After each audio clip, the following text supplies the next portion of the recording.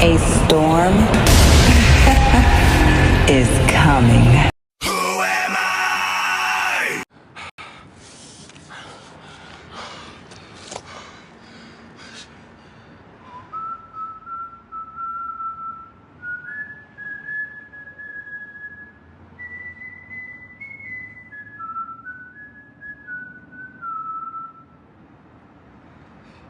Hey, yo, lesson here, babe.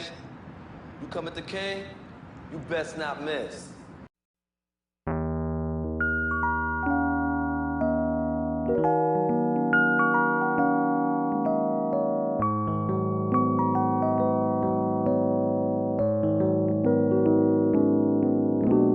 Love and affection,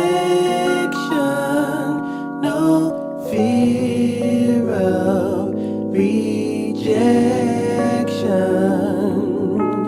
This I know is true.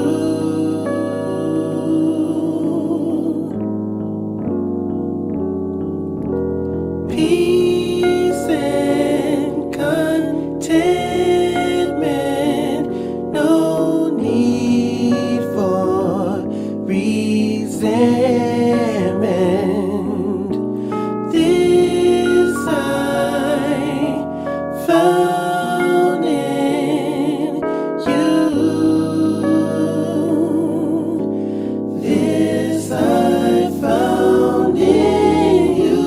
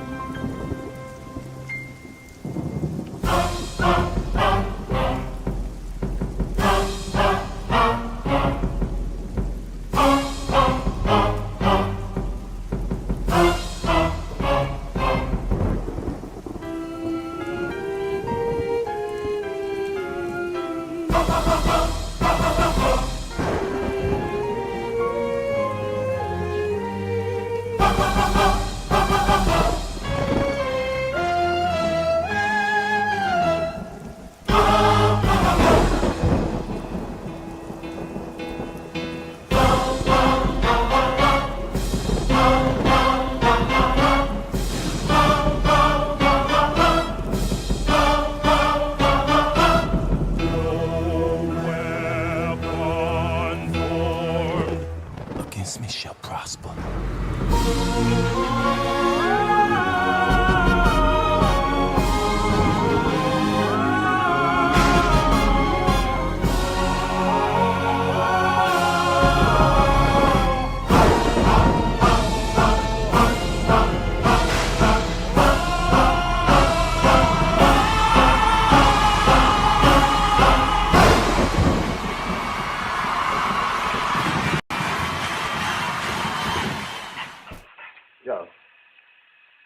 out here with you? What? ACT, did you see this?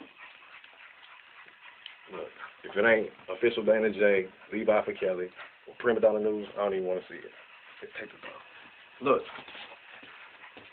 you got some weed? Dang. I gotta get some. All right, hurry up. Diesel and them here, everybody here, we waiting on you. All right.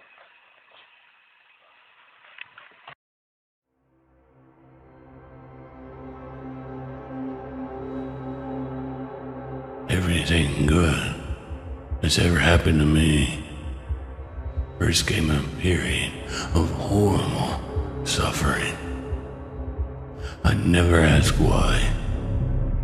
I just wait for the rough part to end.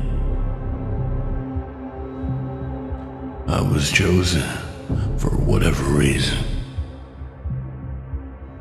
It doesn't hurt anymore. It burns. And I'm ready now. I'm tired of watching. Tired of hearing irrelevant clowns speculate how I'll be perceived. Tired of hearing my greed, my desire questioned.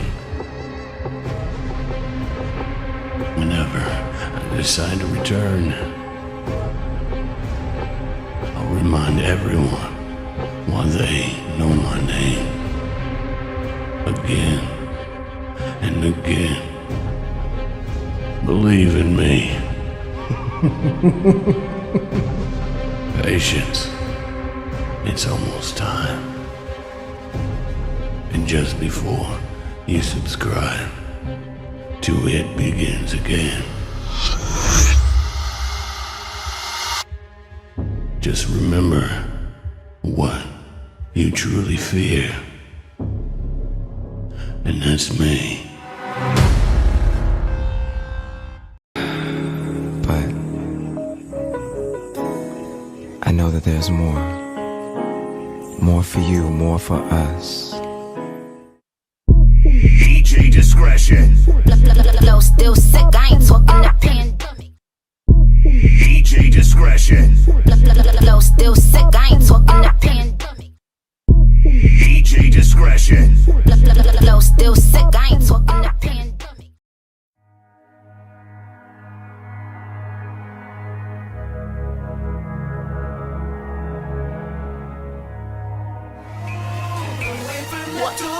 Say it louder, what you gon' do now?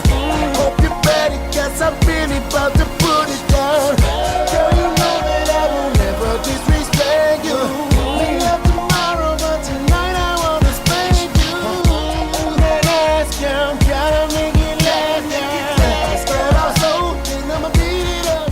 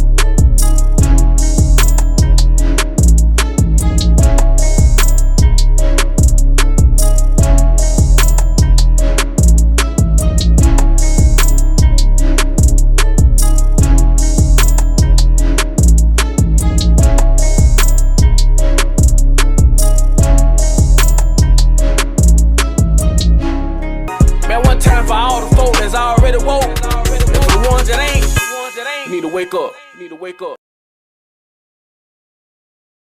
Woo-wee! What's going on? What's going on? Y'all know I don't go live on Sundays. Atmos, I see you. What up, bro? Midas, EJ, Willie, Miss Caramel, Miss Hot Pink, Miss TT. Yes, sir. Who else in this junk? I got 2 remotes. I gotta remember. T Glenn, what's up? Willie Will, Miss Belinda, how you doing? Happy birthday. Shout out happy birthday to Al Denise over here. Happy birthday. Everybody that's out there. Levi for Kelly, everybody. Yeah. Shabazz, everybody. Oh yeah, love yourself, Miss Bernadette. Oh yeah, y'all go and hit that like button. 39 likes, I make 40. I got 112 watching. Now y'all know I normally do not go live on Sundays, right? But I heard somebody that I'm cool with say something that I don't agree with. So with that being said, as men, you know how we do. We got to go live with it. You know what I mean? So Shabazz wasn't, you know, I mean, if you listen to what he said, you know, he said some stuff, you know, I listened to it. But I disagree with some things.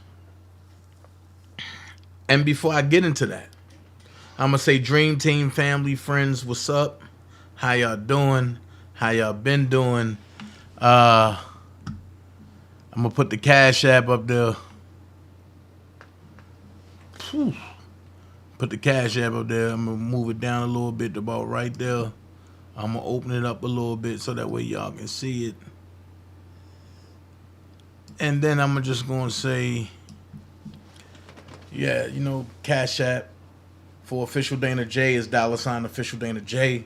So I want to thank everybody that, you know, participated and the little fundraiser that we were doing over here, and to retain a lawyer and to pay for that help pay for that high ass pacer bill. God damn. I ain't know getting billed quarterly it can build like that. But, you know, even though we still 15 people off from our goal, I'm not going to press y'all no more, because everybody that gave, done gave, and if anybody else want to give, they can hit the Cash App. But I'm not going to talk about it no more. I see I'm going to have to work a little couple more doubles and, you know, cover the balance myself if nobody else help out. All right? But I want to thank everybody that did help out. Y'all will get information very soon. I will not hijack y'all and run off like some of these other folks are doing. I will not do that. I'm live, so I understand that I'm being texted. Okay, cool. How y'all doing? Thank you so much.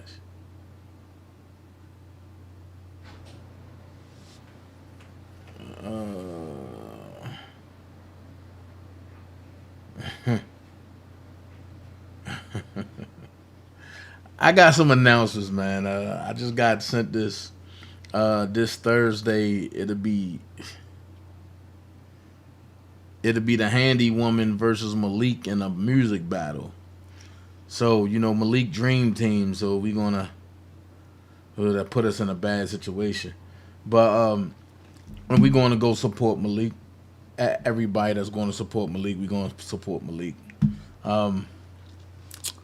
You know, I can't really say too much because, you know, y'all know how I feel about the Handy lady. I don't like her. Never will again. Never. I hate her, honestly. So, I'm gonna go here, and I'm gonna start here. We gotta go support Malik though, and we gotta vote for Malik. You know what I'm saying? And we gotta vote for Malik. Okay.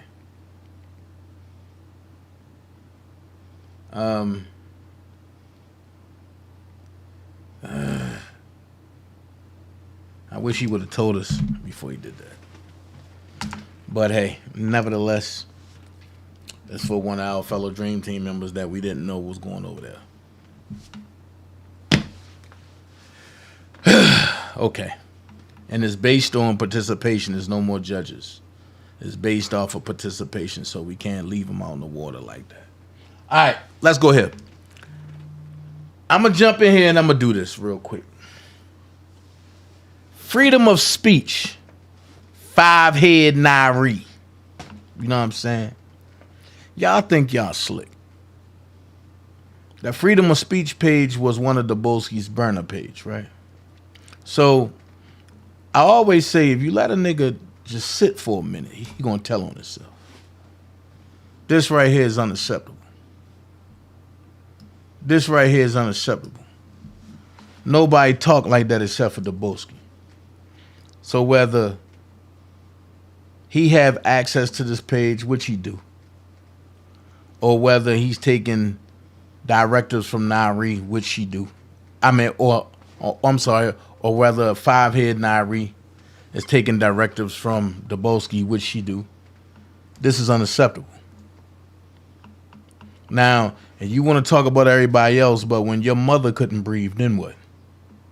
And you wanted to get on here and cry, and everybody felt sorry for you. This is what I mean. They come messing with the Dream Team, and then when we mess back, it's a problem. So when your mama couldn't breathe and her big ass couldn't fit out the door, ain't nobody tell her to breathe, did it? This is prima donna grandfather that passed on, and this was his final days. And this what the low life motherfuckers over there do. Excuse my French, but I ain't speaking French. French is umawawati. Comment allez-vous? That's French. Merci à Trevière. Où habitez-vous? J'habite Atlanta. That's French. I'm speaking direct English. This is unacceptable. And then the first thing they say is, oh no, the Dream Team messed with us. No, we're not. We ain't even thinking about the boy. But it's okay, I got something for him. I got a nice hot platter I'm about to serve up. Now, Shabazz was talking today, right? And one thing about it, I don't believe in, when we was rocking as a team, I don't believe in leaving nobody out. So this was when Shabazz was recording Presidents at the hotel. So Shabazz wasn't lying about, you know, the recording at the hotel. However, as I looked into his comments, I seen D. Diva Wilson, who rocks with the baby killer and the pedophile. And she said that she didn't know if Sylvia was ever him too. No, I'm sorry. And she said Sylvia was never him too. I don't know if she was him too or not. I know she used to follow and rock with them real heavy along with myself. I was never him too. But him too, they wasn't bad when it came to me. You know what I mean? I can't sit back and say anything bad about when I was rocking with them then. I know now me and two of them don't see eye to eye about anything. However, and we leaving it there. But here's a picture of them all dressed alike. You see, I dress different. But we all represented kills. So I thought, this is during the time that Sylvia gave the address out, along with some other things, and lied on Will. So I'm just giving y'all facts. I'm giving y'all pictures. That's what it was. I wasn't, you know what I mean? I included them when I didn't have to. But hey, it is what it is. Now, this dog-faced gremlin sat back and went live talking about, oh, Dana J, he a big nigga. He this and this and this and this. But where was this energy when I put my dick print on your shoulder? And I wish I had the live. I wish my main page was up because it's on there. I would have hunted that page down until I found when we was all in the Airbnb and we was dancing and I was dancing and I put my dick print on your shoulder and you went extremely moist and all this other stuff that you said, whatever. However, she claimed that, oh no, I never liked Dana, never liked that. See, my character won't let me do what I really want to do. And that's a difference of having character and non-character, because my character want to release some other photos of Nairi that she sent me one fateful night in the middle of the night when me and Nairi was on the phone. We was on a duo. And it's just some, let's just say it's some unfavorable photos when some people's fingers went to marching. Let's say that much. Don't play with me. But since you want to play with me, I'm gonna let you understand this. You look like that, right? You saying all this stuff about me, right? But I'm gonna tell you this. One thing about me is this right here. There's not a woman that I can't get, including you, if I wanted you. And this is not to curve you. This is direct shot. So I'm going to take this down. It might have broke my computer, but I'm going to show you some things, okay? One, you ain't touching it. That's one. Two, out your league. You ain't touching it. Three, same person, out your league, ain't touching it. Four, a different look, out your league, ain't touching it. Five, just waking up like this after laying on your boy. So you ain't touching it. Check it. Just a little lounge day when she want to dress a little thuggish. You know what I mean? You ain't touching it. And I'm just giving you some factors, you know what I'm saying, of what I deal and dealt with versus what you have.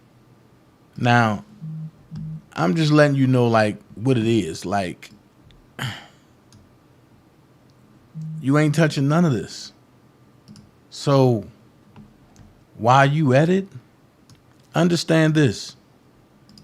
You are not in my league.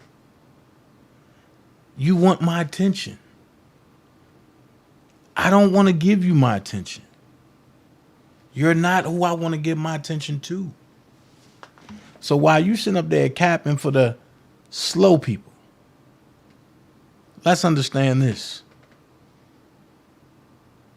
Things that you want from me, you can never have. First of all, go get your son from out LA from selling his man booty, okay? He out there on Sunset Boulevard selling his pussy. Get him off of there. He a man. He ain't locked up no more. I don't think he ever been to jail. So why are you okay? You running behind a man that's mentally retarded when your son is out in LA on Sunset Boulevard bent over every 7 to 10 minutes getting plugged. That don't look good. That don't look good. And again, I didn't show them pictures just for you to get mad and go commit suicide and stuff like that. I don't want you to do none of that. I just want you to know that what you want from me, you will never get. I wouldn't touch you with Debo dick, okay? Understand that. A lot of y'all over there and on this internet are clout chasers. Y'all jump from faction to faction, hoping y'all gonna get stuck. Not over here. We don't rock like that. And I just gave you a few pictures of 3 women. Y'all already got Sherelle. Y'all already got Shania. I just give you 3 more. remember this. My taste comes from the opposite side of the menu. Yeah, I dibbled on the ghetto side. You know, I dibbled on y'all side a couple times. I did. But my taste, what fills me up, come from the opposite side of the menu. And you, Nari, or Favre, you ain't even on the opposite side. You ain't even on the ghetto side. You far down in Wisconsin, on that side where they give out Section 4 vouchers because Section 8 wouldn't take y'all because y'all too ghetto. You know, when you go to Walmart and you still wear the Little House on the Prairie shower curtains and shit, and you be wearing the little shoes from out of Walmart. And remember Favre when you went and bought them little Walmart white shoes? Cause you said, "Oh, my shoes are messed up." Then you came out with the little cutoff jeans and your kneecap was open, and you just knew you was the shit. And ain't nobody tell you that you had on men pants. I'm just saying. And you had that little dirt spot like right there on the side of your tooth, where this side looked like you bleached it a little bit, but this side it looked like that little dirty stain. I'm just saying, you know what I mean? I'm just saying. You know what I'm saying? I'm just keeping it real. I don't believe you're a real woman. I think you adopted your so-called son because your shoulder's too broad. So while you out here capping for these folks, I just look at you and I be like, that's a built-ass dude. Y'all motherfucking people on this internet, y'all be some transformers for real. Y'all motherfuckers be more than meets the eye. But enough of you. I don't want to waste no time on you. You know what I mean? I get it.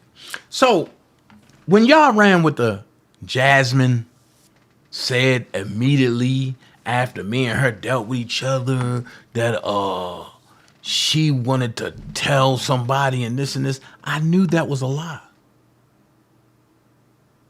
All this R. Kelly told her to write some letters, I knew that was a lie.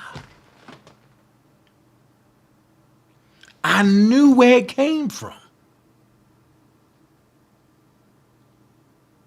Now let's give a backstory. Let's back it up. Remember when Sharon Wimbush and Dr. Rice was on a panel and had Jasmine in his living room and she was like this? I mean, in his bedroom and she was like this? I understand where that came from. And I understand that narrative came out of that house in North Carolina. However, what I didn't understand is that Sylvia was behind that narrative. But one thing's for sure, two things for certain. You can't put a narrative out there on me if you don't do it immediately. So you waited until after I left, because I was the first one to leave, and you waited till after him too left, all of them had left. And then 3 days after that, we get this story. I found it funny that Lolo was taking you around in Chicago, but you went and told somebody that me and Lolo ran a train on you. First mistake. That never happened. Second mistake. You said that me and Robert ran a train on you. So when people tell me, oh, yo, I think she really did, let's go there. In the Sprinter. Jasmine got out the Sprinter first. I had to give her the code to the Airbnb. Me and Rob was talking. She tried to stall, hoping that Rob was going to say, no, she can stay. No, let her go. But Rob ain't never say stay. So when him two got out the Sprinter, Jasmine tried to insinuate that Rob was touching her. Mainly that Rob touched her butt. And Robert said, hell no, we ain't trying no shit like that. And the only thing that went up your ass is some wet water and a cold case of Gatorade. That came out of Robert's mouth. Everybody started laughing. She got mad. My Airbnb was 7 minutes away from him too's. So Jasmine got out. I gave her the code. She went up. Me and Robert talked. I got out of the Sprinter because Robert had to be to court. We left. Next day after that, it was regular court again. The day after that, it was child support court. Wait a minute, that's already 72 hours. But then I'm going to chop it down a little bit. Let's take it from when she got on the Sprinter. That's 48 hours. So when did she say this? When did Robert say that? Because Robert didn't want her in the Sprinter. Robert told me, look, get in the Sprinter, go, let's go. And that's after they took Denise and they went to Popeyes and they walked around Robert's old hood. But let me help you with something. For people that say, she immediately was saying something. This is 2 days after.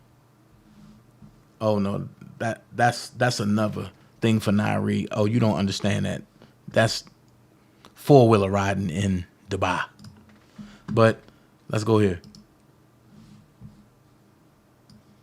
This is 3 days after. This is my little sister. This her baby. This is Jasmine. This is me. So if she felt pressured, if she felt raped, if she felt anything, why is she all up under me and my family? And this is the day that him too told her that she needed to learn how to dress. That she shouldn't come dressed any kind of way. For y'all to think it's Photoshop, here's another picture. Jasmine seemed quite happy to me.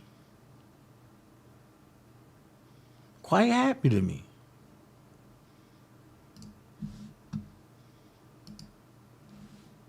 Here we go again.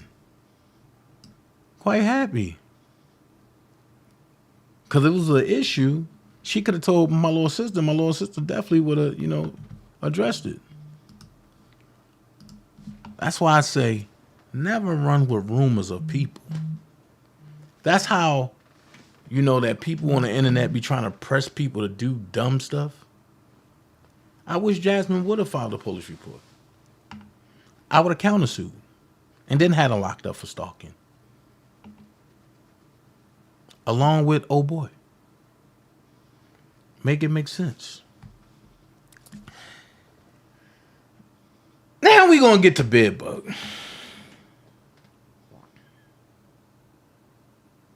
I always said, like, when I was done with things, like if I ever tell you to leave me alone, leave me the fuck alone.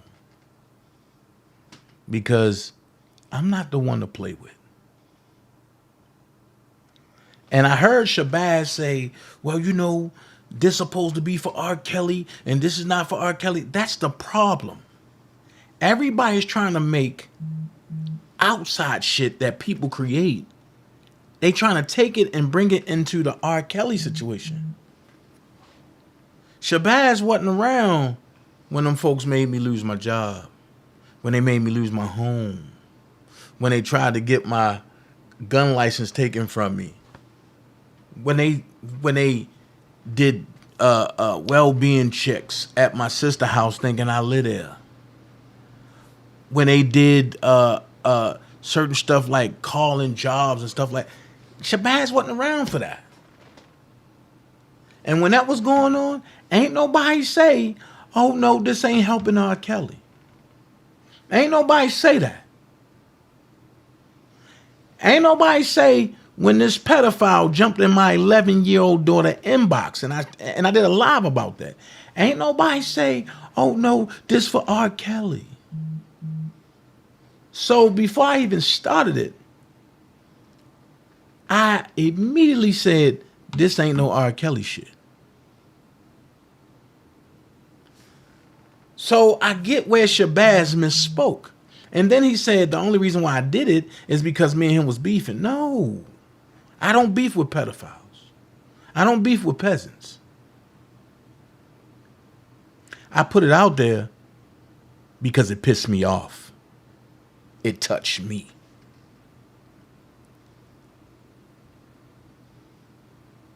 I know how I feel to be taken advantage of. And how dare a person come to the internet like they holier than thou. Oh, God said. No. We ain't using God now. Because I'm about to uncover some shit. And first things first, I'm going to say, Hollywood, my bad. I'm about to play something. Don't get mad at me. Don't strike me. You know, we ain't beefing. You know, we don't got no beef, Hollywood. But I got to let the truth come out. I got to put some narratives to bed today. So when I hear people say, I need more evidence because this what was said about R. Kelly, I knew what Carrie interviewed with him about. I knew that already. I knew where the young niece and the Lord narratives came from. So when Old Cove sit back and say, oh yeah, R. Kelly, they haven't said it lately. And they haven't said it within the last year. But when Larry first came on, Larry always said, oh yeah, R. Kelly touched his 6-year-old niece. I knew where that came from. And I knew that was a lie. And I knew Carrie was going to come sooner or later and clarify that, which he did about 4 months ago when he said everything I said was nothing but a lie. I was just mad. And I put my family, that means his immediate people that didn't like Robert because they felt as though Robert didn't move in exact time to get Miss Joanne a tombstone. I get it. So when people hear that, it's like, oh, okay. But then when you have people that know what's going on and they come give you the story, everybody like, oh, that's what happened. So I know about that with Shabazz. I know all of that. And no man Shabazz haven't even spoke on that. But Shabazz clarified that it was him that Carrie went to. I thought it was somebody else. But as far as DJ Tyson, a.k.a. Bedbug, a.k.a. Pedophilia 101, I want to address something.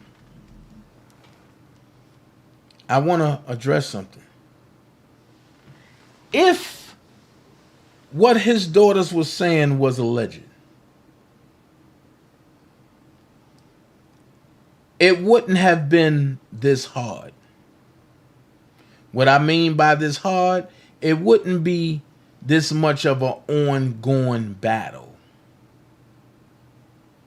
You feel me? It wouldn't be this much of an ongoing battle. And the reason why it's ongoing is because it's facts. Now, I understand when people say, you can't really say that, and because this is what this is what we said about R. Kelly. Okay, well, here's the thing I'm gonna say. A lot of people have ran with that narrative. Nobody understand what I did when I had Angelo and Tim and them on there. Go back and look at the video. I asked Tim a question that led to one more question. And from that question, it should have clarified every question that people had concerning Tim Savage and his association to what's going on. The first question I asked, I said, Tim, who came and told you that Robert was dogging, mistreating, and doing whatever to your daughter? Tim said, it was Asante. The next question I asked was, have you physically ever seen Robert do anything to your daughter? Have you ever heard about Robert doing anything to your daughter? He said no. I said, okay, that's all I wanted to know. That right there just shows that word of mouth from a lady who wanted to be around Robert and couldn't be around Robert, ran and told a lie, and the first thing Tim did was ran with it. Nobody else never even thought about that. But I asked those questions for a reason. And the reason why I asked those questions was, why, or better yet, how is it so easy to run with a narrative if you don't know the facts?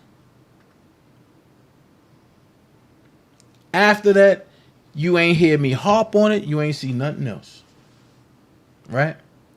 And truth to be told, I can show some pictures from where a certain person with no clothes on, coochie hanging out, was taking pictures of Robert sleep from the other room and sending them to Johnson. Now, I don't know who it was because you can't see the face. You only can see the skin complexion. And you really can't tell who it is because of skin complexion, because it could be anybody. But I have those pictures. So when Johnson posted that pedophile, can y'all tell who this is, sleep? I immediately said, take it down. I know where it come from. Me and Johnson went back and forth about that. She eventually took it down because she knew I wasn't joking and she knew I knew. Bedbug put up a post about Azriel. And Johnson went through the Mute R. Kelly people to have him take it down. Now, let me ask this question. Since it's such a big issue that I talked to Angelo, hell, I talked to everybody. But since it's such a big issue that I talked to Angelo, right? Why is it only an issue when I talk to the so-called ops, but when the rest of the ones that's supposed to be on Team Kel's side talk to the so-called ops, it's a celebration? Make it make sense. I don't have to illegally record nobody. I don't. I don't have to illegally record nobody. I don't. I can just have them come on the panel. Simple as that. And when they come on the panel, I can ask them what I want. 9 times out of 10, I just call them directly like, yo, I need you to clear something up. This was going on. And a dream team want to know what the hell is what. They can either tell me yes or no. But in this situation about Bedbug, his daughters is telling a story. And it's not just one. It's 3. On top of a son. And Shabazz said something that made me think. He said he called DJ Tyson because he was going to put him on a 3-way to defend himself. Now, Shabazz know I don't play them type of games over here. But because of that allegation, I would have gave Bedbug the open floor. because I would love to hear what his side is. But I heard his side. And Shabazz heard his side in a raw form. And after Shabazz spoke with him, he went live. But he told Shabazz, this is my life. How you going to be cocky for a man that's trying to help you? Even when Shabazz tried to throw lies out there to help you.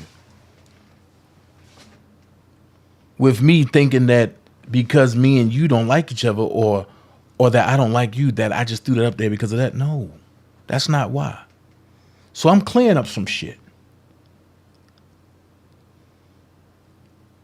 I put that up there because it hurt me. Watching his daughters spill out something that I said it. I didn't even want to believe it.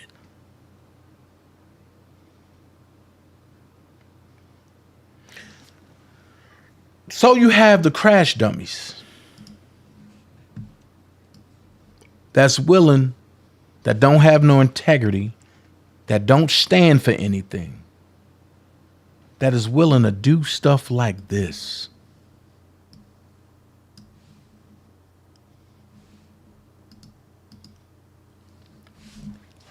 And she said, bro, Terrell, you are in my sincere prayers. I don't jump on the bandwagon with gossip and rumors, whatever wrongs. Stop. You jumped on the gossip and bandwagon rumor about me? So you're a liar. Casey McDaniel, aka Jocelyn Smith. Now let's go there. I was on the phone when Doug called you. And you was talking about, oh, I'm Jocelyn Smith. Oh, no, I'm Jocelyn Smith. And I'm an old lady. Nobody misinterprets your deep ass voice, Gorilla Manila.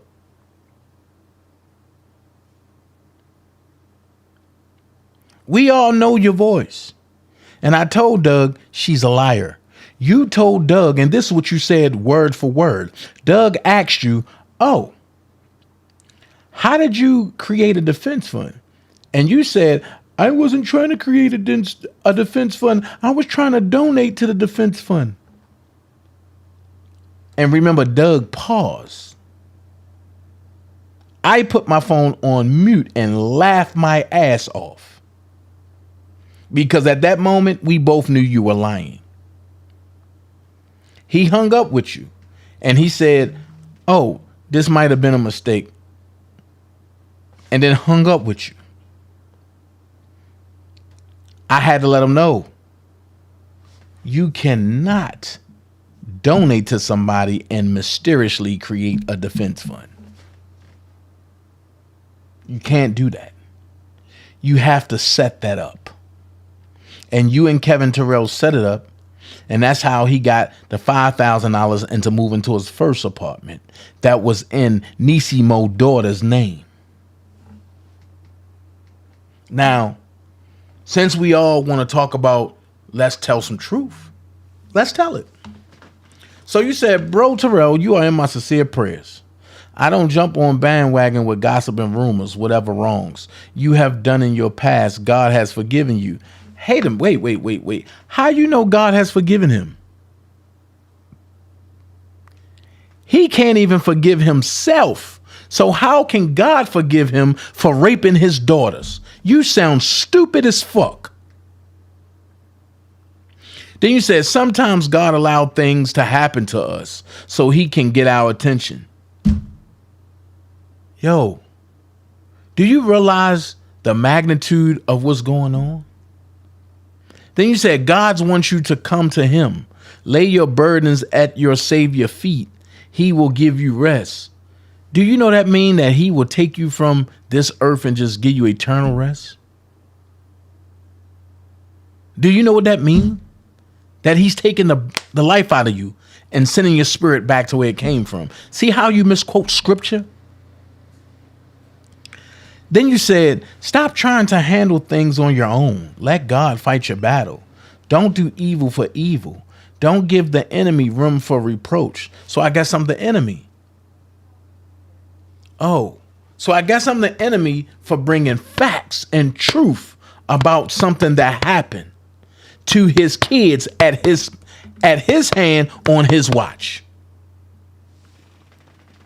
So now I'm the devil. Okay? Then you said social media is the devil playground. So why the fuck you on here then? If you so holier than thou. Then you said it's a bloodthirsty audience waiting to lead you to your death. He did this to himself. We didn't do that. Then you said these spirits on social media are consumed with evil. Be patient and wait on the Lord. So let me ask you this, Casey. Was your spirit consumed with evil when you set up that fake defense fund and you and Bedbug split it along with others? When this man right here that got kicked out of Sesame Street for touching Bert and Ernie, were you and was your spirit evil then? But what I don't understand is his daughters gave y'all a warning on Thursday, right? And then another warning on Friday, right? Why y'all dumbass YTF people still fucking with them girls?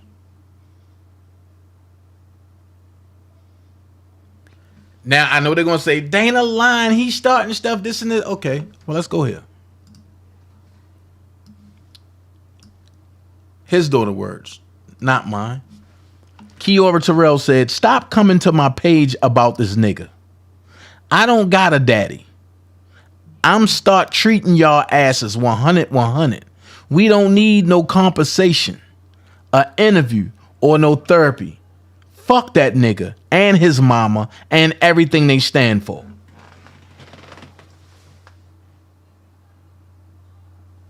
I'm gonna say it again.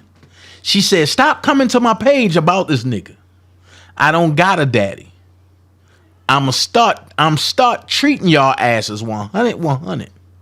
We don't need no compensation, a interview, or no therapy. Fuck that nigga and his mama and everything they stand for. I have a question. Why y'all fucking with these people, man? Y'all don't know them.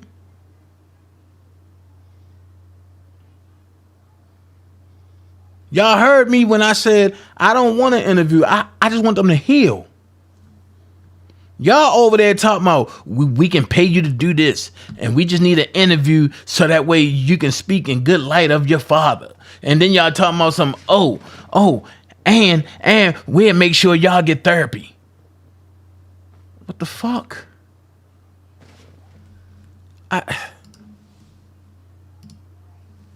Levi had to tell y'all, can you terrorists stop going on his children's social media pages and attacking them?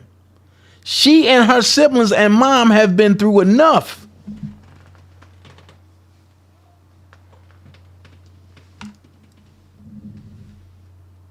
That's on the same page though. On the same page.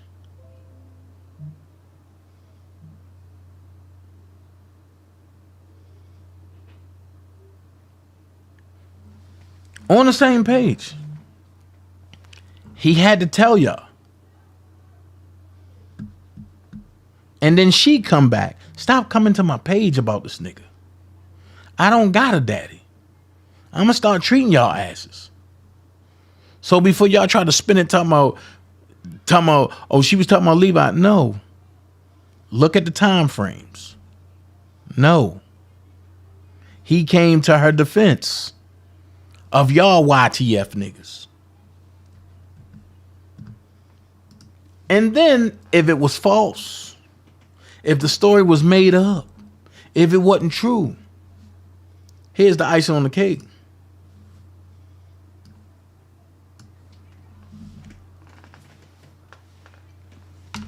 When you catch it, say ouch.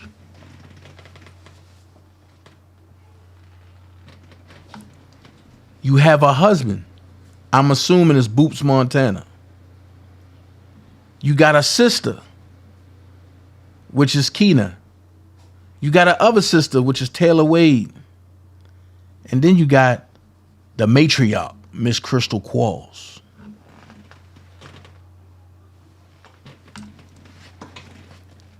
It was okay when he did it and put the heart. It was okay when the sibling did it and put the heart. It was okay when the other sibling did it and put the caring emoji. But there's another thing when the matriarch, the one that it happened to, come and stamp it with a thumbs up. Now, I'm not telling nobody to believe them, but what I am saying is you cannot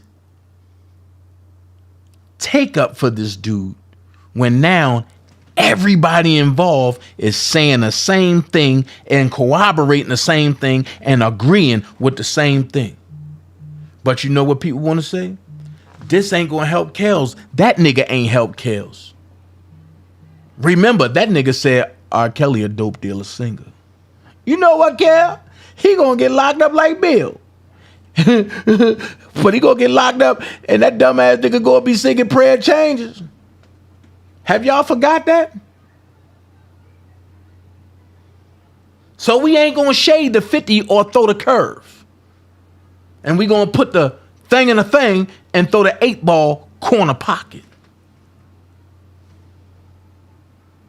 And one thing about it, you see two people who are cool, me and Shabazz, we have a difference of opinion on this. Because this ain't about R. Kelly. Yes, R. Kelly might have been charged with that allegation. Yes, he might have been given for that allegation. But that was R. Kelly. This is Bedbug. Bedbug was brought in to do what he was born to do. Disrupt the R. Kelly sector. To steal from the R. Kelly true supporters. Not the YTF hemorrhoid followers. But not just that. Let's take that down. I don't even want to just give you that. Check this out. This is the reason why I be telling Levi, don't jump out there when it come to Doug and Kevin Terrell, even though Kevin Terrell said, don't let me and release it and this and this. Kevin Terrell led the people to believe that Doug was telling him something silently when I knew it wasn't factual. Okay. I'm going to give you 8 minutes and 57 seconds of how he tried to spin Hollywood next. Check this out. He said, look, shut us fuck up, because you can't talk or spell. Shut us fuck up. We got work to do. How the fuck are you talking to somebody like this that you had not had no communication with? You come off like this.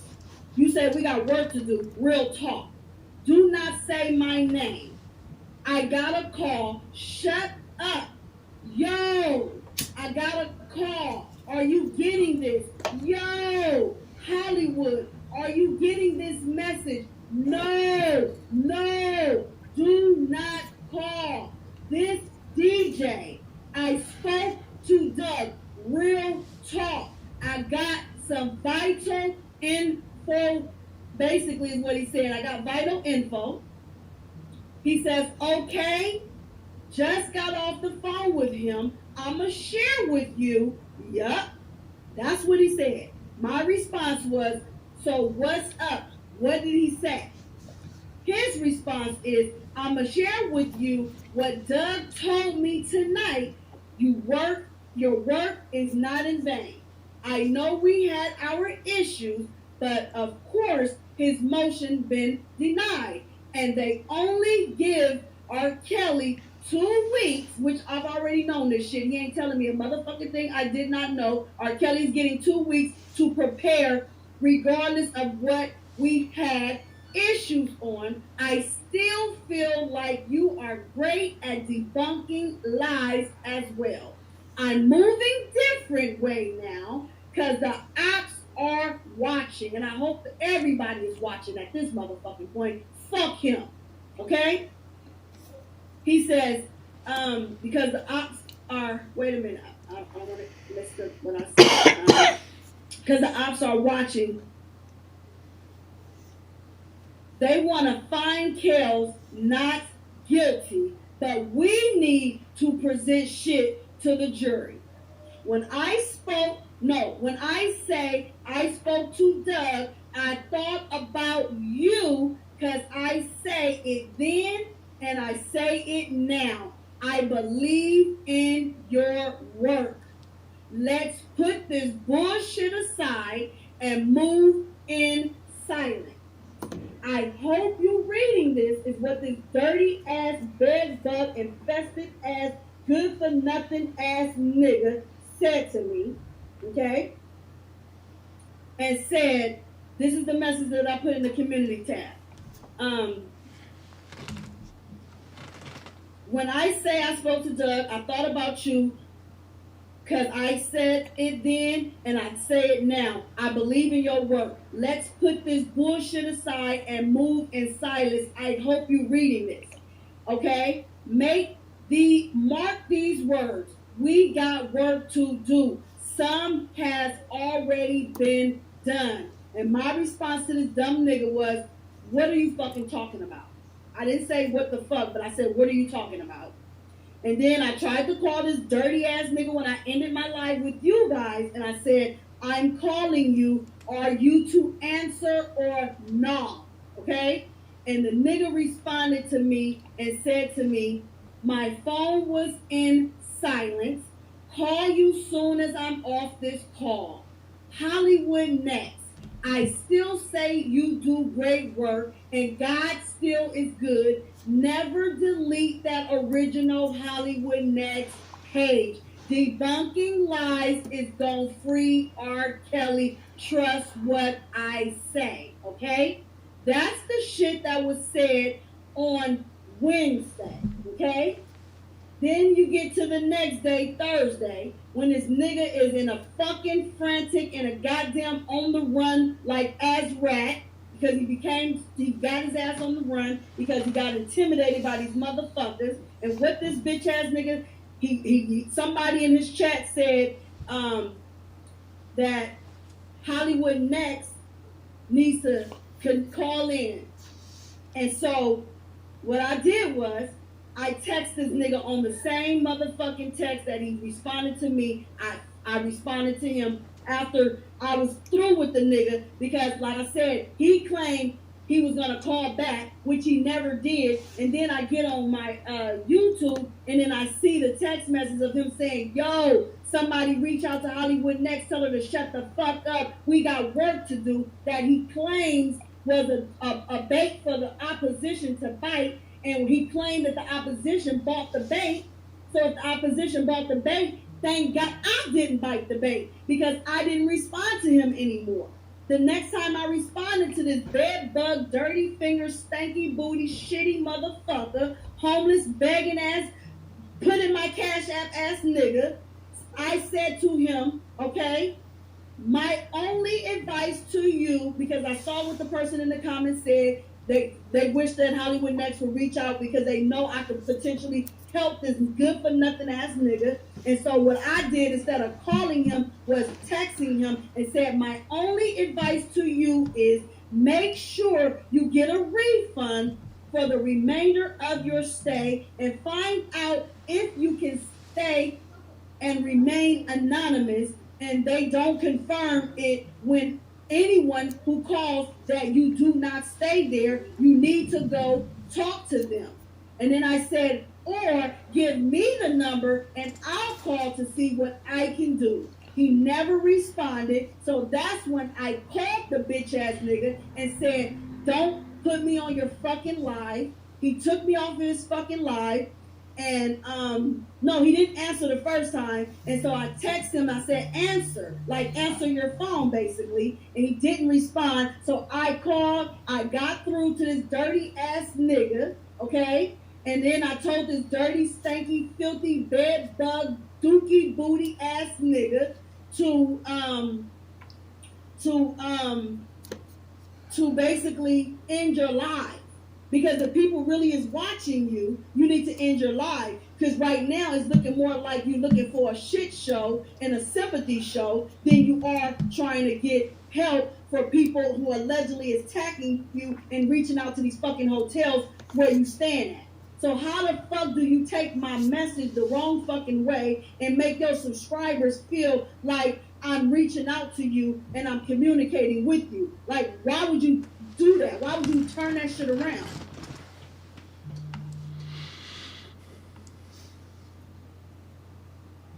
Yeah, she gotta go.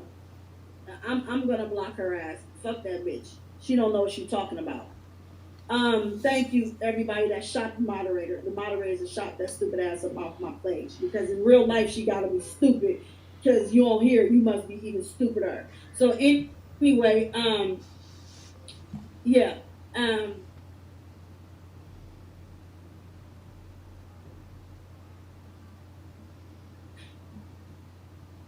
Nah, I'm not bugging, baby.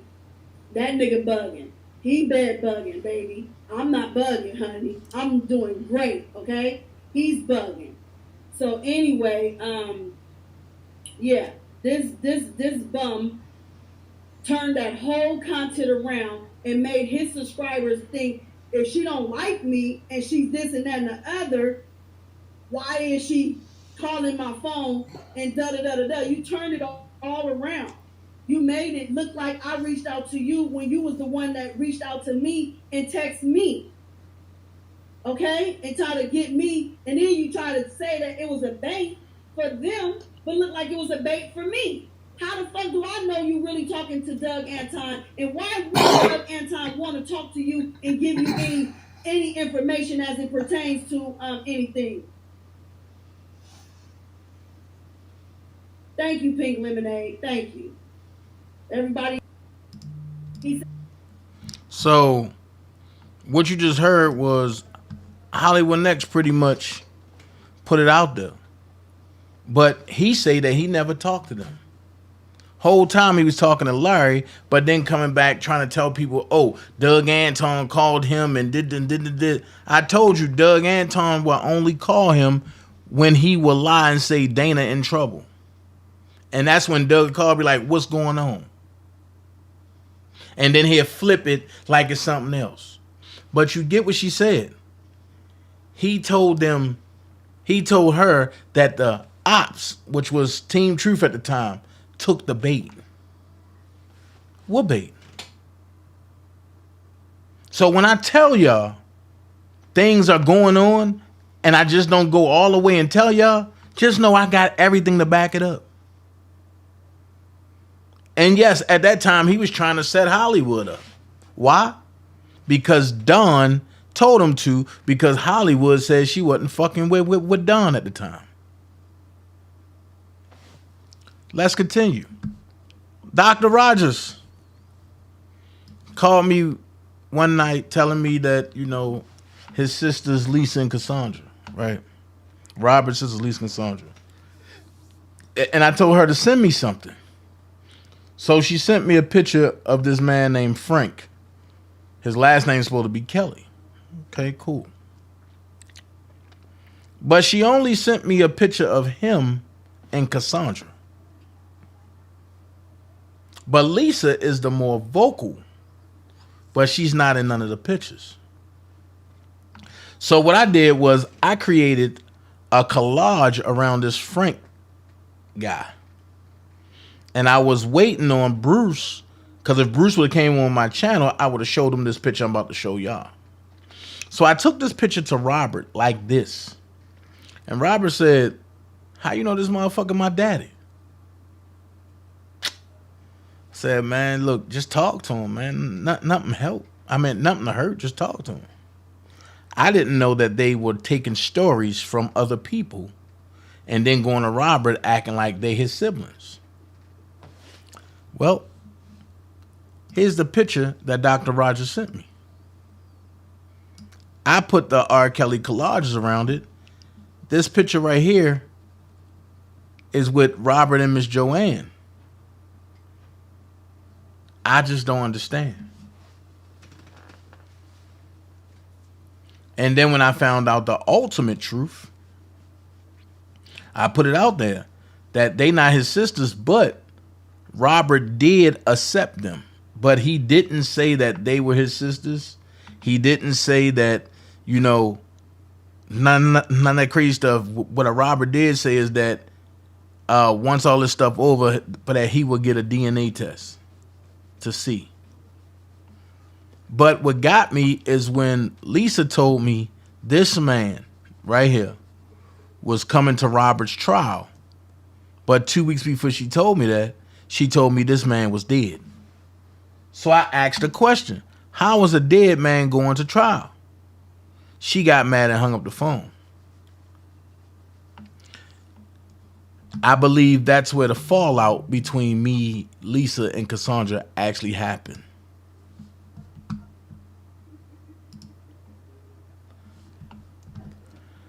The liars against R. Kelly. The conversations that nobody have. These are messages from Faith's mom, supposed to be to Michelle Kramer, but she sent them to someone else. So let's go there. Let's read it. She said, Michelle, listen, I don't have time for this. If you got an issue, you can come to me. All these things you're talking about. Hold on, because this is distracting. Let me cut my phone off.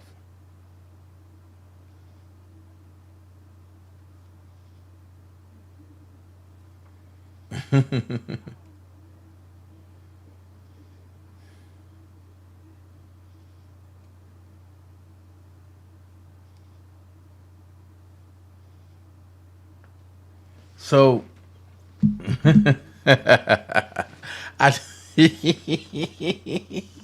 those pictures crazy. It says you can come to me. All these things you're talking about, I don't know about. So, and as your address, never used it. So again, I have no clue what you're all talking about. You can talk to me in person, like when I have an issue with you. I can come to you. Stop looking for everything I'm not going to give you. I'm not going back and forth with you or anyone else. I know things you have said and some of the things you do, and I chose just not to be a part of it. So sorry, I'm not going to give you a storyline for your book. Good luck, because at the end of the day, we are people who met due to R. Kelly. I don't live in your world, and you don't live in mine. Hold on. And you don't live in mine, and that's okay. It was never my plan to have history with anyone unless God said otherwise. I have personally heard you call my daughter a bitch, among other things, and you, just like myself, will have to answer to God for all things that are not pleasing to him. So, honey, it's all okay. My concern is what God thinks of me. As long as he's pleased, then I'm good. Actually, and feel free to forward this text so whomever can see it. And keep in mind that if I was so bad, why are you still connected to people that are connected to us? Please, no need to text me back, and I'm not going to block you. And all that stuff you do. You need to take a look and be honest with yourself, Michelle, because you and I both know. Hold on. Both know this is all about money. You and I both know this is all about money. For you in the beginning, I thought you were true to what was going on, but I no longer believe that. And not because of what I heard, but because I saw and heard for myself.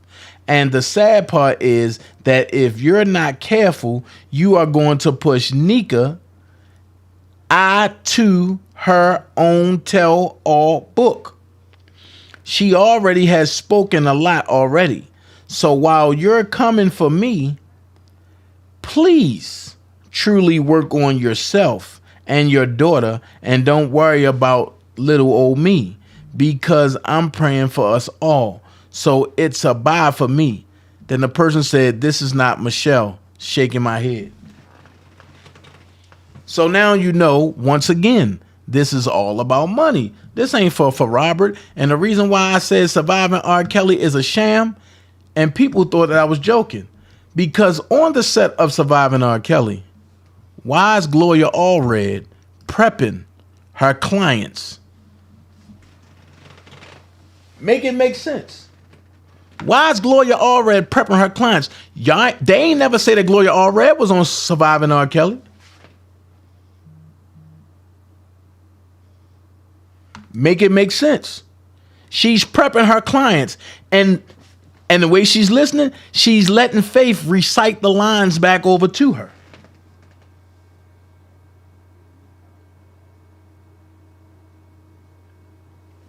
It's right there in your face. And you don't have to say a word. Now, who's this person? I wish I can see this person's face. But you see one of Faith's mom filming from behind Faith, and you see Gloria Allred right there in the dressing room. You see this. You see this.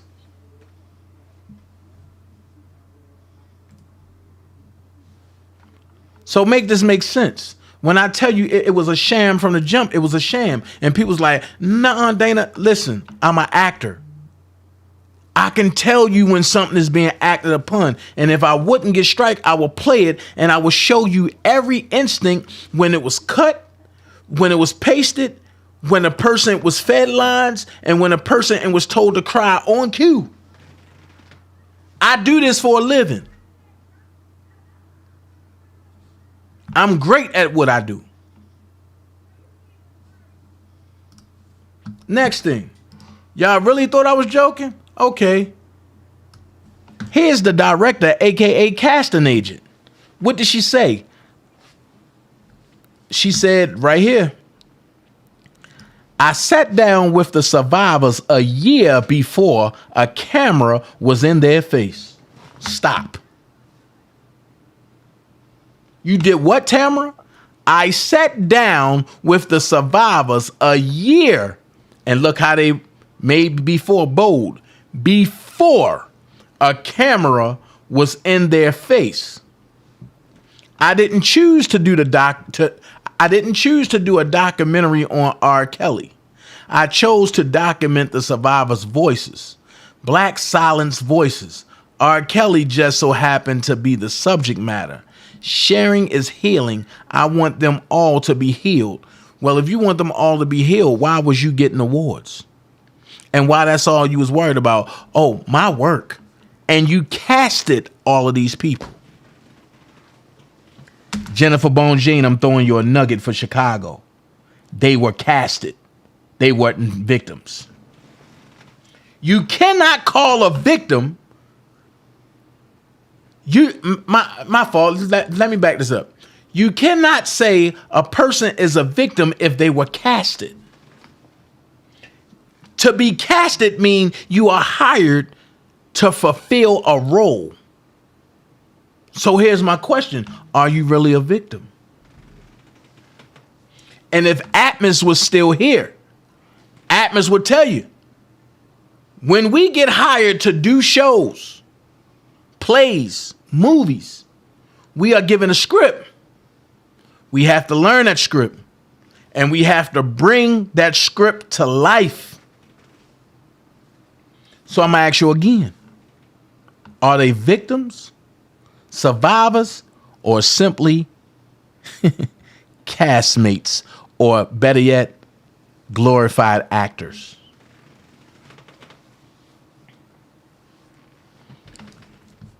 Yeah. So let's move on.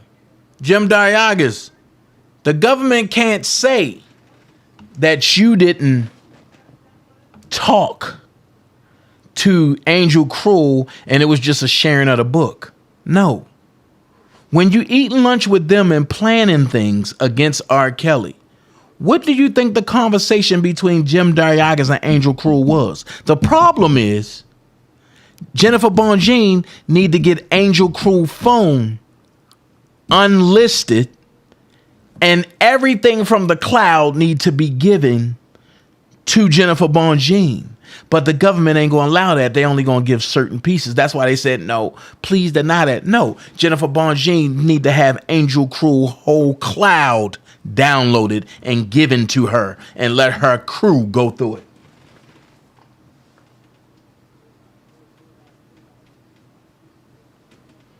Because when you can sit down with this, and you can sit down and with Kim Fox, and you can sit down and with Michael Avenatti, and you can plan about these tapes, and you can plan about this, Negro, you are lying.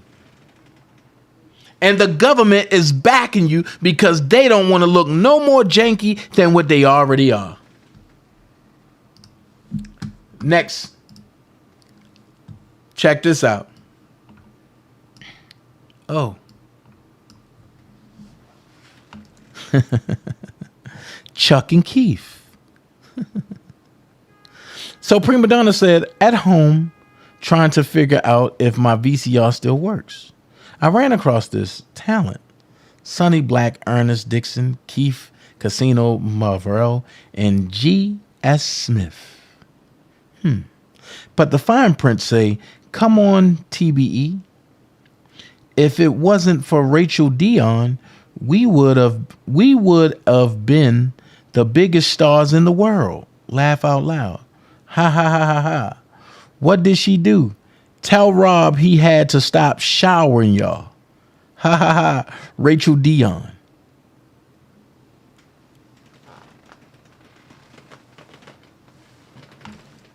So they laughing because Rob was showering Rachel Dion. And I keep telling y'all, this is Black Round Days. This is Tank. Y'all see Tank with a Rachel Dion. Rob made sure everybody was good. And Keith and Chuck didn't like that. I'm going to read it again. Keith Morrell was talking to Rachel Dion. He put laughing emoji. Come on, TBE. If it wasn't for Rachel Dion, we would have been the biggest stars in the world. Laugh out loud.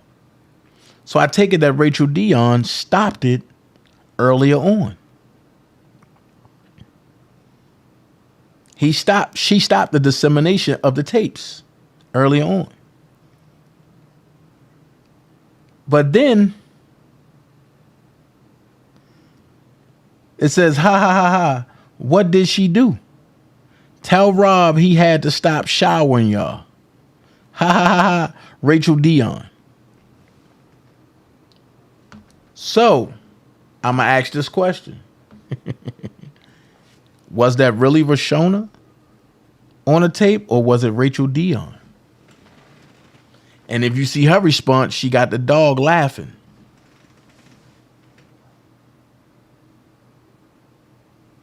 At the end of the day, when I told y'all it was another person besides Lisa Van Allen and Prado, here's the third, Rachel Dion.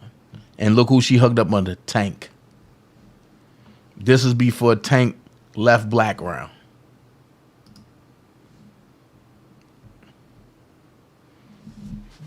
Now, go look at the video.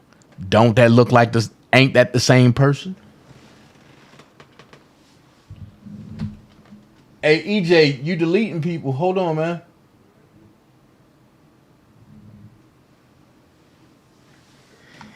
EJ did it by mistake. I had to let him know. Now, Now, isn't that the same person that's looking like this? I told y'all she wasn't a minor. But nobody else besides me and Prima can give you this. Nobody. Let me see if I can blow it up some more.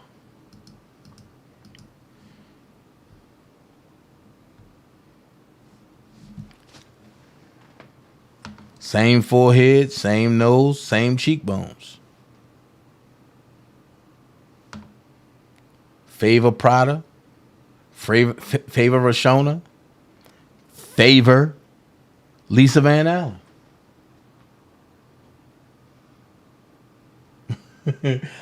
I figured EJ was at work. When I seen that person get blocked, I said, oh no. EJ hit the button by mistake. See what I'm saying? So while people sitting up here talking about, I got what it take to free Rob, but you still haven't seen nothing. So let's go here.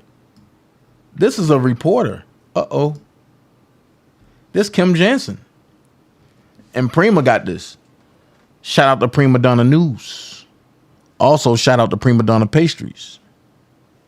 But Kim Jansen said, she said a guy, Keith, in Kansas, and another guy whose name escapes me right now, which was Chuck, had the tape. R. Kelly's attorney, Sam Adams Sr., asked her on the stand what's Keith's phone number was. At the judge's direction, she answered. Kim Jansen said, I ran out of the courtroom and down to the press room where I called Keith. I was the first reporter to call him, and it took a minute for me to explain who I was and how I got his number. Laugh out loud. Keith said he might have the tape and to call him back. A few hours later, he eventually told me to meet him at a Chipotle in downtown Chicago. I went, but Keith didn't show up. Every time I called, he said he was 5 minutes away at the House of Blues or on his way. He did sound like he was in a music venue, but he never showed up. I felt used and irritated. Hold on. Lisa Van Allen, the prosecution's star witness in the 2008 case, testified that there was another unseen tape of her having a threesome with Kelly and a 14-year-old victim. All of that was made up. And this is why. Damon Pryor. Things are looking up for R. Kelly in his current trial. The prosecution previously had called a witness by the name of Lisa Van Allen, and now the defense called her former fiance Damon Pryor as their surprise witness. Pryor implicated Van Allen and two other men as being in a conspiracy plot against R. Kelly. Stop. How is R. Kelly and June Brown and Daryl McDavid being charged for conspiracy, but Damon Pryor said that Van Allen and two other men as being in a conspiracy plot against R. Kelly? See how the government switched that? Pryor then said his ex-fiance was attempting to extort R. Kelly along with two other men from Kansas who he says set Kelly up.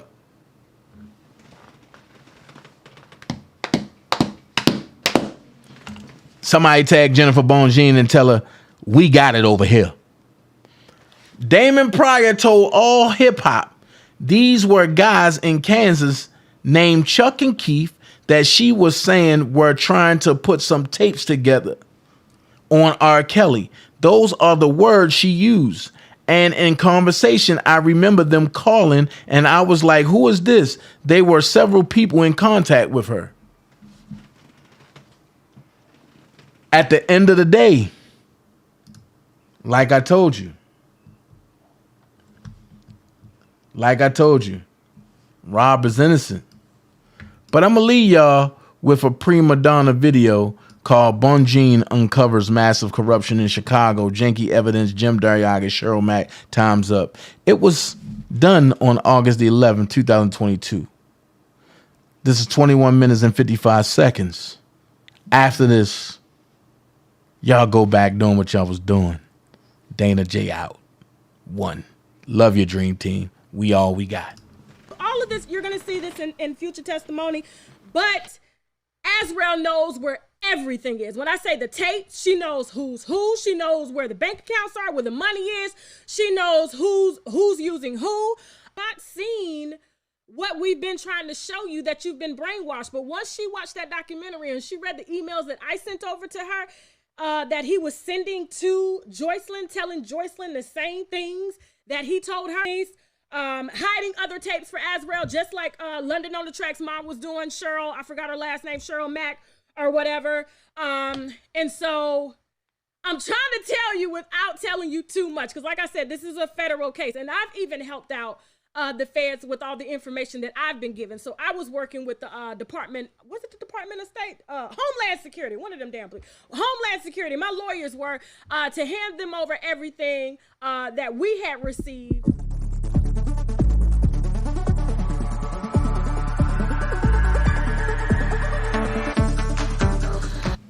For the dummy that's talking about, I'm back over to the follower where you are. No, understand this. I don't follow Prima Donna. She's my sister, dummy. And I stand on that. Now go back to where you want to belong. Kelly, with you? What? ACT, did you see this?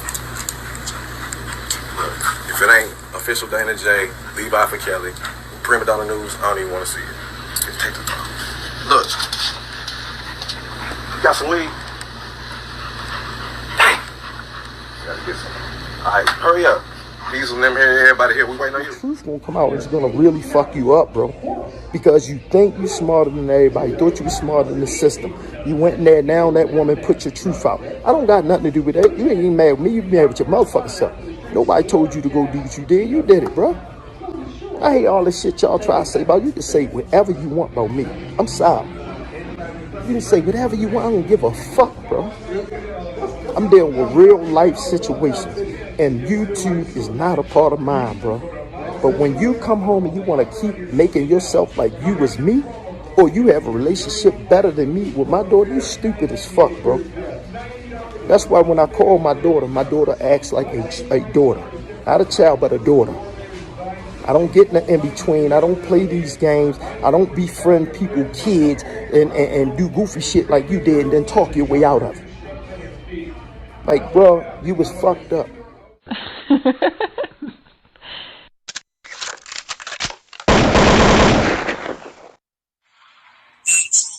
our job.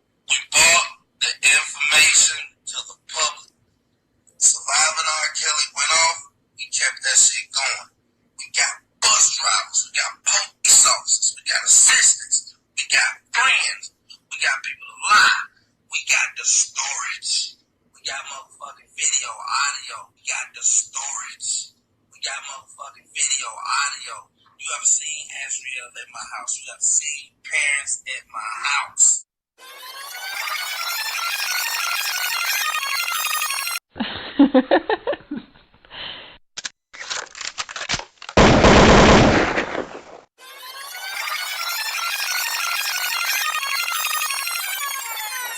See now, you done fucked up here,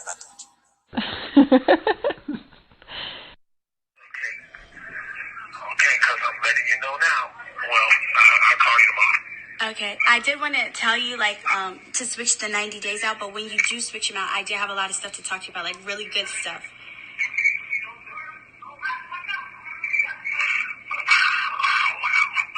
What do you mean? We already talked about last week switching out the days. We've been talked about that, so why are you saying wow? Yeah, because you hung up on me and called right into the building, and they called me to the floor to discuss the same thing I had already told you.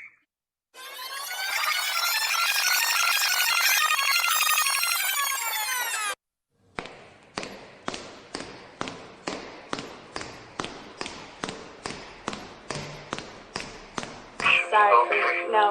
Nope. Nope. Nope. Nope. Don't say nothing to me. Don't say nothing to me. Do not say anything to me.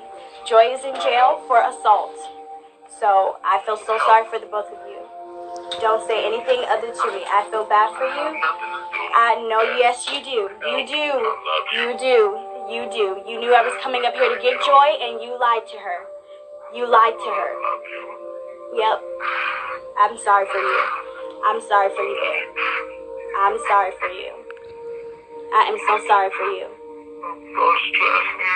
Oh, it's Bear. It's done. It's done, Bear. It's done. It's over. It's over. You may not even make it to trial. I'm so sorry for you. I'm sorry. I really did love you. And you lied to me, and you used me, and you played me. Yes, you did, Bear. Yes, you did, Bear. Bye. It's rather interesting how people attach themselves to these stories, whether they were advocating for these so-called accusers or advocating for R. Kelly. It just showed how simple-minded people are to run with hearsay instead of observing things for themselves and coming up with their own conclusions. The problem is, other people begin to attach themselves with people who they deemed as the muscle or the voice, went out their way to insert themselves in the midst of this federal investigation and took the focus off of the individuals that I've come out here trying to keep your focus on from day one. Those individuals who want to give life to all of these stories but pled the fifth in the first trial to avoid making it blatantly obvious what I've pointed out from day one. Now, it's no secret the level of corruption in Chicago. So when I personally witnessed this call on to these accusers, this backdoor dealings with these extortionists, and then this manufactured case, it should have been blatantly obvious what you have saw highlighted on my platform, in which so many wanted to take the focus off of and be the muscle. So there you have it. But what we're not going to do is start making people believe that individuals are being targeted merely for supporting Robert Kelly, when in actuality is you can support an individual without being involved in janky ass shit like what I'm about to expose you to, that keeps all these characters in their feelings, because unlike them, I don't run with gossip, but I will let them hang themselves. Was bubbling then. So when you told me this, I'm like, I done already talked to the twins. I done already talked to the Shanti McGee husband. I done already talked to Don Russell. I done already talked to Linda Mitchell.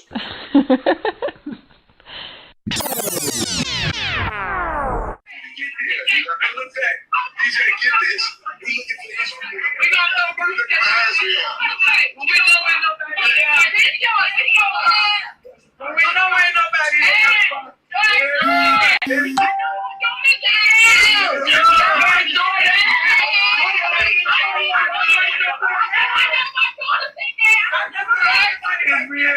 I know you ain't that easy. There she go. There she go. I think she up there. I think Azrael up there. I think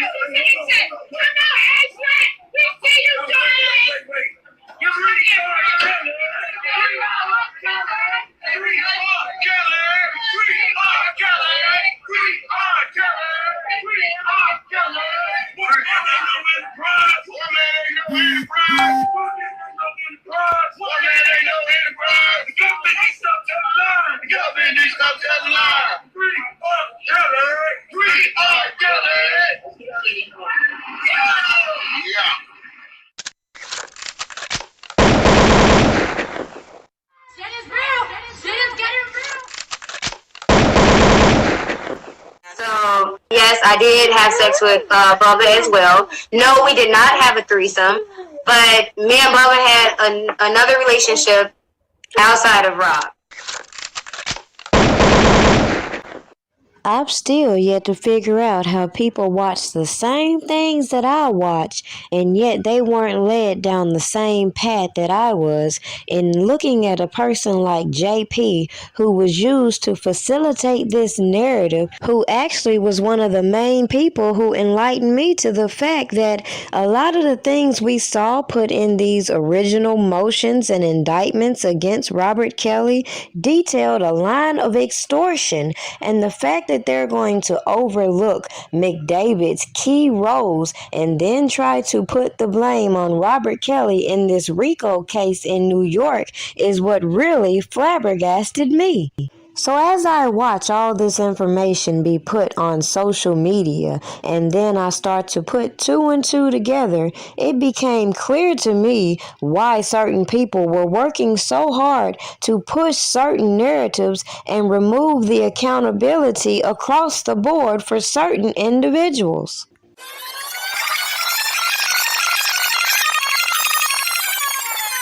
Today in the child pornography trial of singer R. Kelly, witness after witness identified those on that now infamous sex tape as the alleged victim and R. Kelly. SEAL TV's Randy Bellasoma was in the courtroom today, joins us now from 26 in California with more. Randy? Sean, today, for the first time, we heard testimony that identified those on the tape from someone other than a relative, a friend, or a parent of a friend of the alleged victim.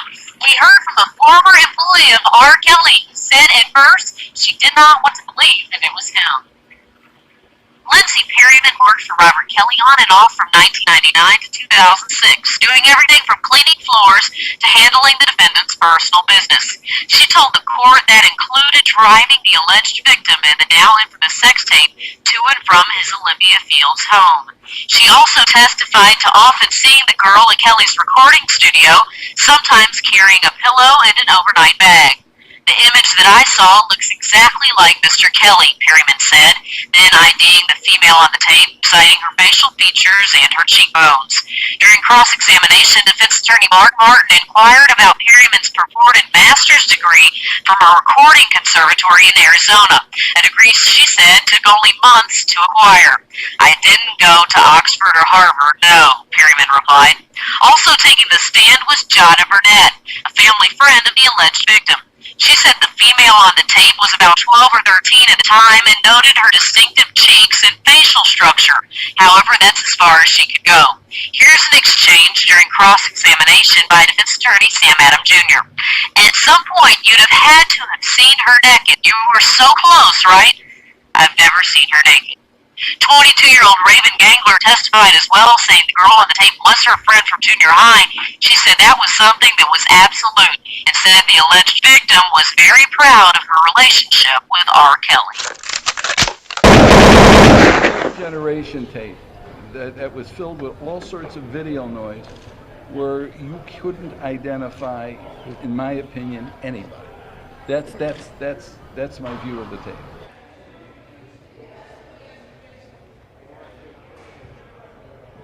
There's an idea out there that because he sat in that courtroom stoic and he didn't show emotion and he didn't show any kind of concern, and I heard that said about him, sitting next to him, because I did every day, if you recall, I sat next to him every day of this trial and listened to him and talked to him. He was a very caring and concerned person. He just knew that every move that he made was going to be criticized, every move that he made was going to be watched, every move that he made was going to certainly come out in a newspaper or on television, and so his way of dealing with it was to be stoic.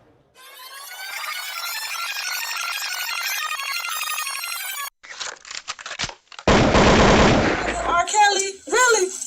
Really? Now, I gave him R. Kelly's jail records.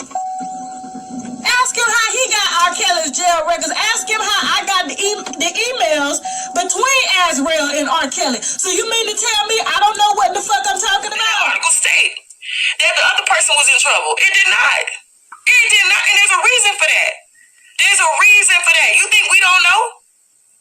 And I'm not saying that they can't pull no shit, but what I'm saying is I'm talking about the article at hand. There was a reason why the article didn't say what it said, and for people to make all these assumptions, and oh boy, to be a lawyer, you should know. If the feds got something, they ain't gonna announce it. They already got it. And if they gonna do something with it, they gonna do something with it. Ain't gonna be no reporter letting people know ahead of time what's going on. When you hear Fed investigation, everybody know that. Guess what? You hear after they've made arrests, okay? You hear after that.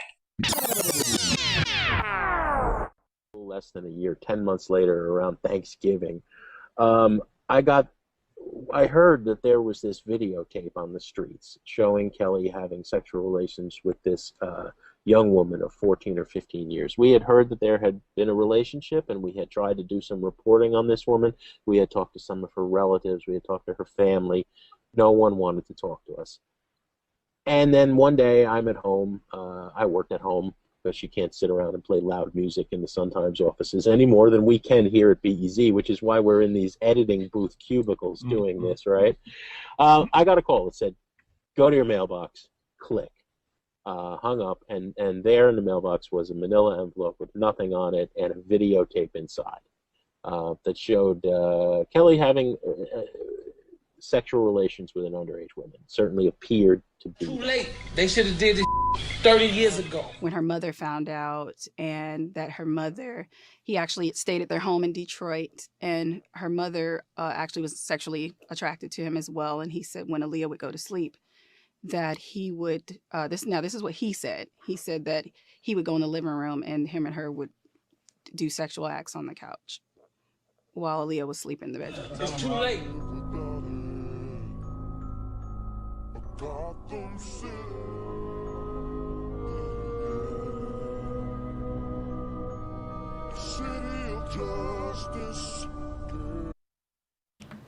Now, time out. We know it ain't Rashona. Hold that thought. Hold that thought.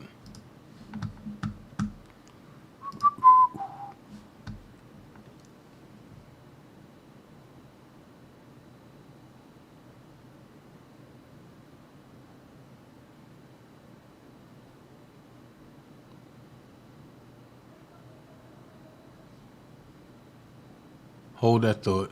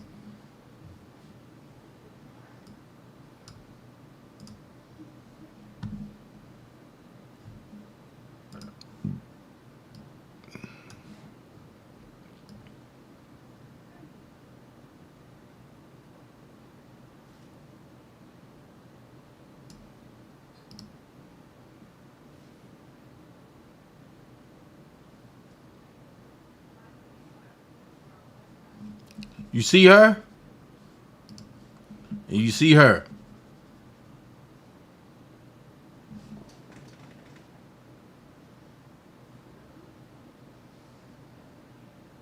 Make it make sense.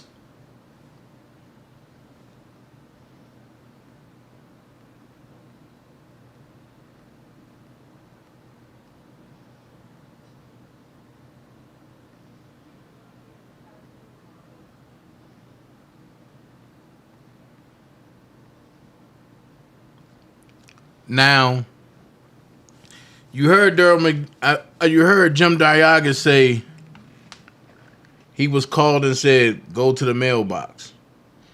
I have the book Soulless. I'm going to read the book starting tomorrow. Oh, we going to get into it. We going to get into it.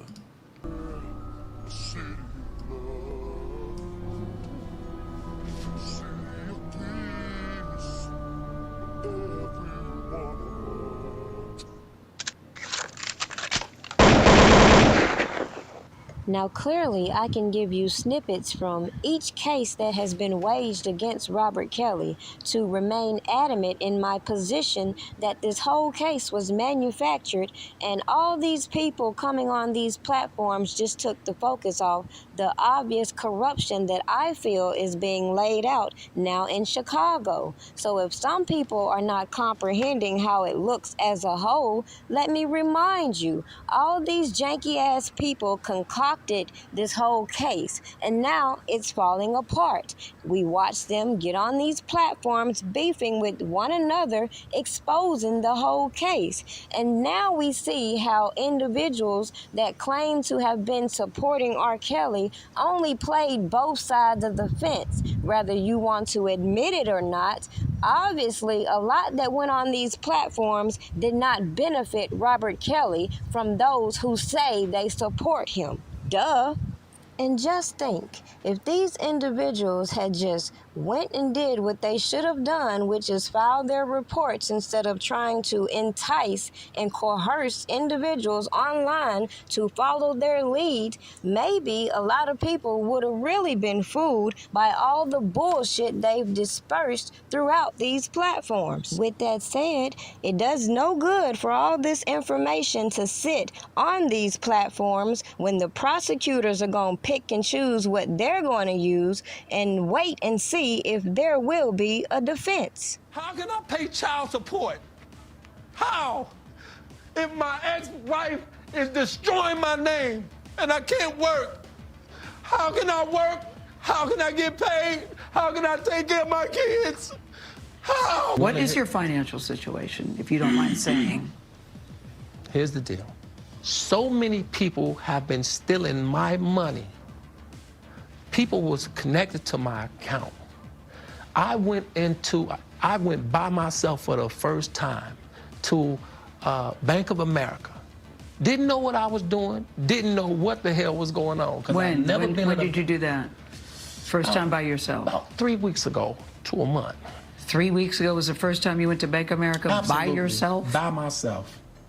Because I was so tired of not knowing where my money was, where my publishing is. Isn't that on you then? Huh? Isn't that on you? A lot of it's on me. That you didn't know where your money is? A lot of it's on me. And people say he doesn't have money because he had to pay so much in settlements. What do you say about that? Lie. He's already said, I know when I talked to Miss Bunjean, we were together in Santa Monica, she said he's written some songs that he sang to her. That he has accepted that he's going to die there. He's accepted that. Mm-hmm. Will there be an appeal? Oh, yeah, she's definitely filing an appeal, but do you know how long an appeal takes? You know, the difference, here's what happened. Here's what happened with Mr. Cosby. The reason why his appeal happened so quickly, he did 2 years and 10 months, but he had a voice speaking for him. Yes. Okay, who kept his story alive. R. Kelly has never had a voice to keep his story alive, to tell his story. Every day, I was Mr. Cosby's only visitor. Every day, I visited, every time I visited him, I did a media interview.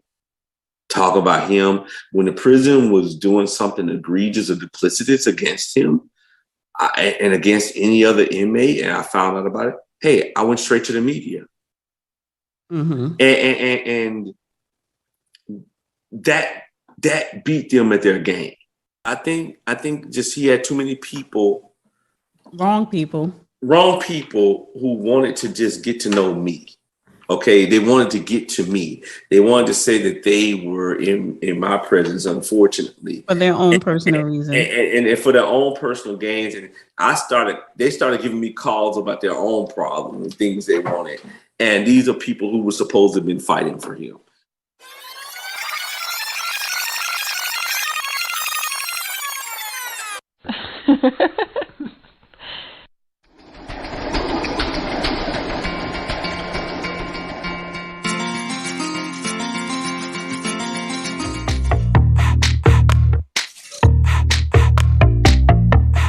Something good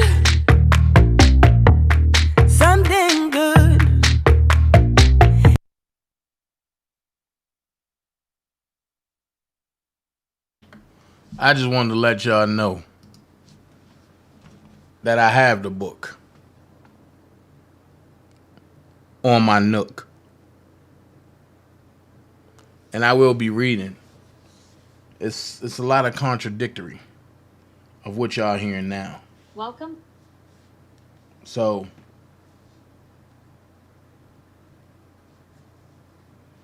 I just wanted to show y'all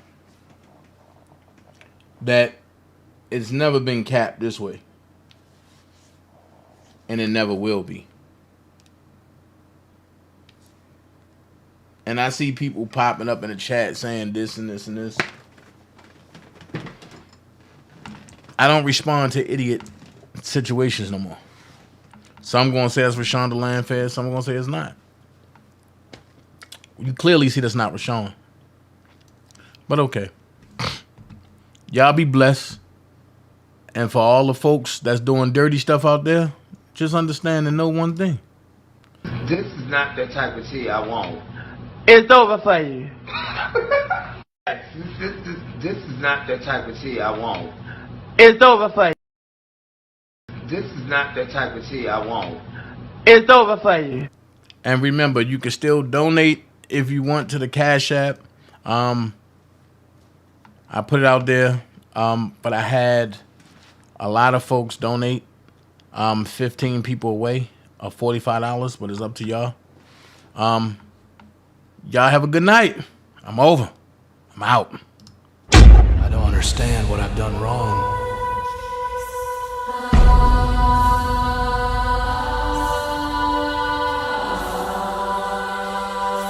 I haven't done anything wrong.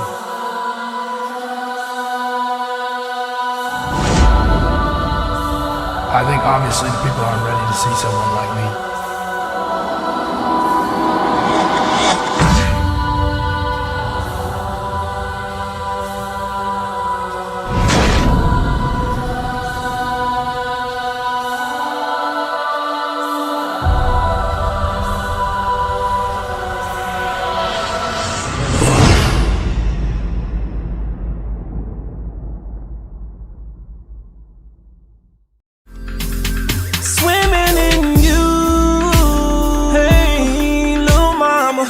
Said I wanna take a dip in your pool.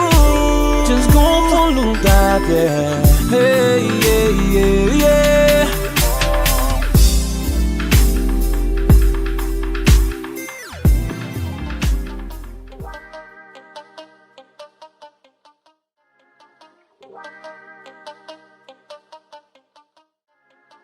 Wow.